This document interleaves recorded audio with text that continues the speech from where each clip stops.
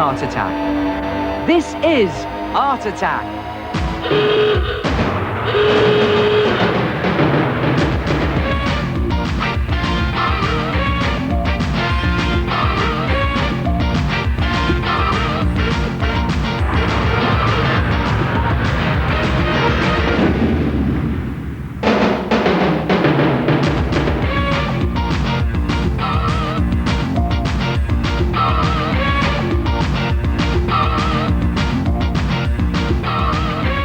Welcome once again to Art Attack, the big art show.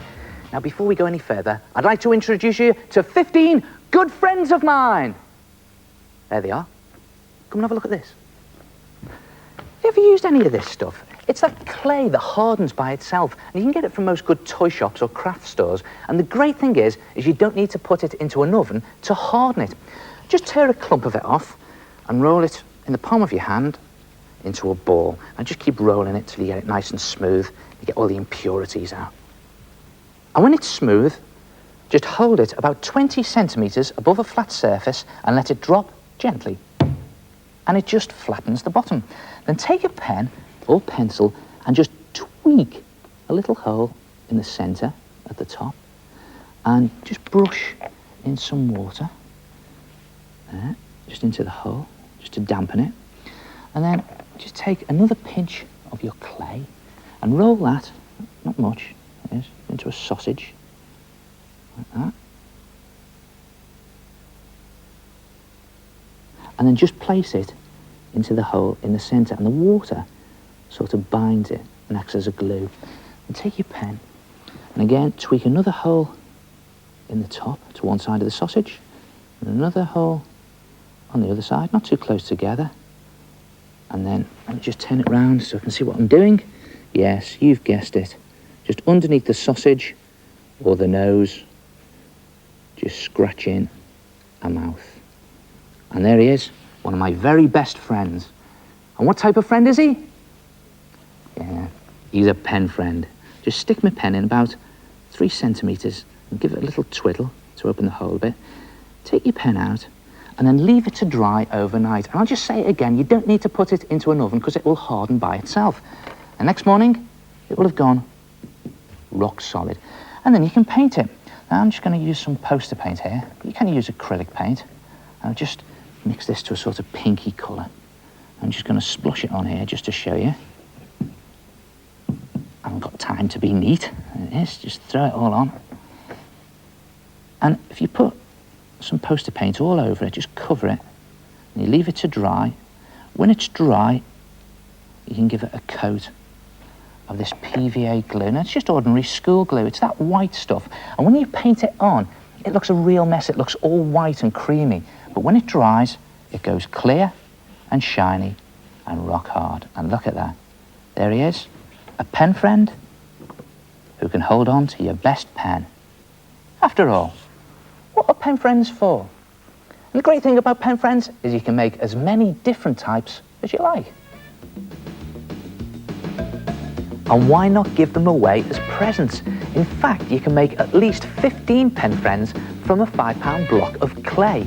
That's less than 35p for a pen friend. Try it yourself.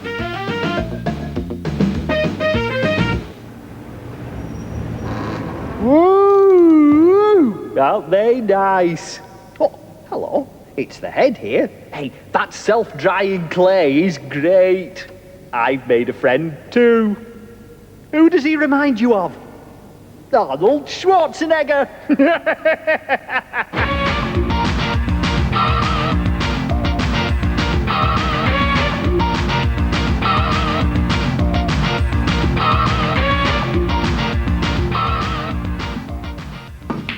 Oh, he's missed it. So that lets in Buchanan, 3 times world champion, with a real chance here.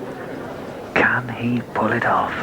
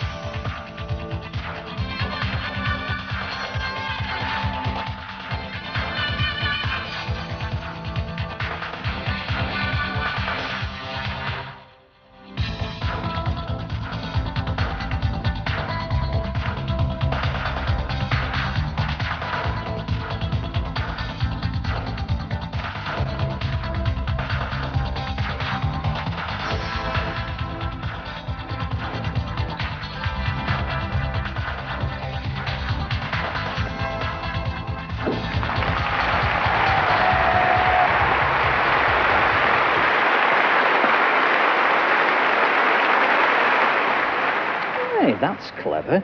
A sort of a giant dot picture. I play a bit of snooker myself. Well, you know, when I can get someone to hold the cue for me.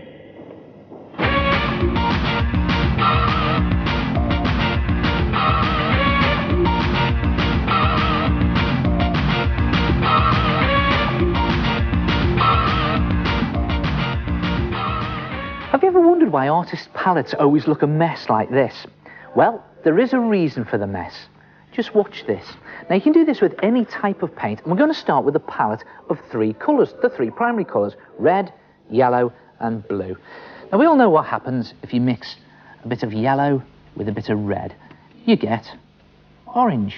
Just mix a load in the middle there, and you get all these lovely different shades depending on how much red or how much yellow you put in. Well, if you mix yellow with blue, I'm sure you all know that you get green. And again, you get all these lovely different shades of green, depending on how much yellow or blue goes in. What happens if you mix blue with red? Yeah, you get the fantastic violet colour in the middle. So we started off with a palette of 3 colours, and already we've got 6 and loads of different shades. What happens if you mix the colours that we've just mixed together? All right, well, let's have a look. Take some of that violet into the middle there. That's a smashing colour, that. And some of that orange, and just mix it all together. I love doing this, mixing colours. And you get that superb sort of, it's like a chocolatey brown in there. Almost good enough to eat. Wouldn't taste very nice though, so I don't think I'll bother. And what happens if you mix a bit of green with a bit of the orange? Well, you start to get that sort of very light tan, sort of ochre colour in there. And again, lots of different shades in between. What happens if you mix some of the violet with some of the green? All right, let's try that out. Just smudge some of the green over there. A bit more violet in there. And you start to get this sort of very dark, it's almost a very dingy sepia colour, like the colour you used to get on old photographs. And again, you can see all those different shades in there, depending on what colour or how you mix your paints. So there it is. We started off with a palette of 3 colours, and already we've got 9 and lots of different shades. And what happens if you mix all the shades together? Well, you get a completely unlimited palette. So, you don't need to buy all these colours. All you need is red, yellow and blue. And that is why an artist's palette always looks like this. Try it yourself. Mix some colours and create your own palette.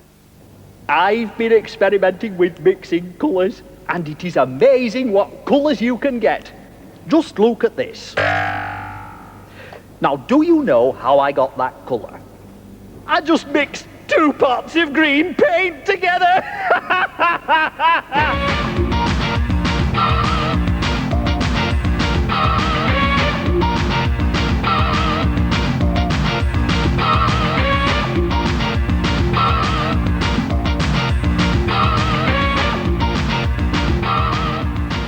Hello, my name's Olivia. I made this mirror for my baby brother George because when he cries with his mouth wide open. Hi, my name's Daisy. I decided to make a hand mirror, so that's exactly what I did. Hi, my name's Jenny, and I made this parrot to go off in my room, and its name's George. Hi, my name's Rosie. I've made my mirror out of paper pulp, and the messy bit is the best bit. What a fantastic art attack from Bedgebury Lower School. Mad mirrors, using something I'd never even considered using before. Mirror tiles. Now, you can get these in about 3 different sizes from do-it-yourself stores, and they cost around about 70p.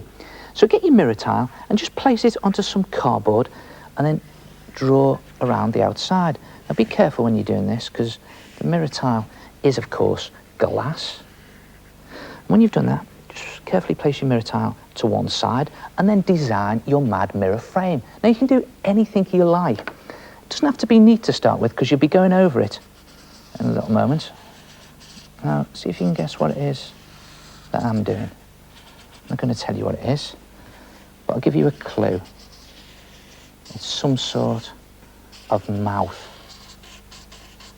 I had to say that because I was just about to put 4 teeth in. That would have given it away. How about that? A couple of nostrils in there. Any idea yet? See if this does it for you. 2 eyes. No? Okay. What about some fur up top? And maybe 2 tufty ears there. And then bags more fur, where that came from. Yes, it is of course a lion's mane. A lion mad mirror frame. When you've done your drawing, cut it out, cut the cardboard out, and if you find cardboard hard to cut, take a brush and just brush some water along the lines and it softens the cardboard. And when you've cut it out, it will look something like that. And then stick your mirror tile back on top of it. Now, you can use double-sided tape or glue, but these mirror tiles sometimes have their own sticky back pads. So just stick that into place, like that. Take a bowl and mix some water with PVA glue, just the ordinary school glue. And you need a mixture 2 parts water to 1 part glue.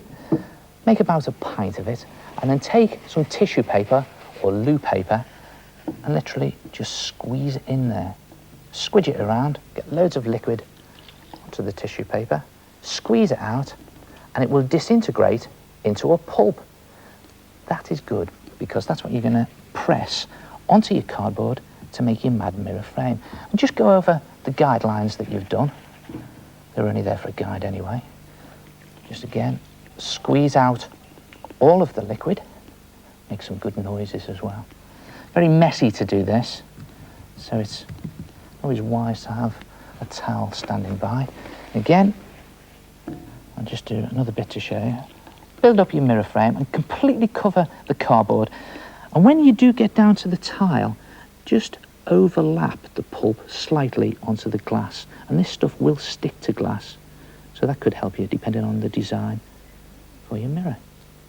And cover the whole of the cardboard, put it to one side to dry, preferably overnight. And when it dries, it will go completely rock solid and it will look something like that. Look at that. Rock hard. And you can, if you want to, draw back your original guidelines, because then you could paint it with poster paint or acrylic paint. And the final finished job will look something like that. Look at that. I think that is a brilliant art attack. Mad mirrors. Try it yourself. And I'll see you next time. That's if I ever get out of here. Ta-ra for now.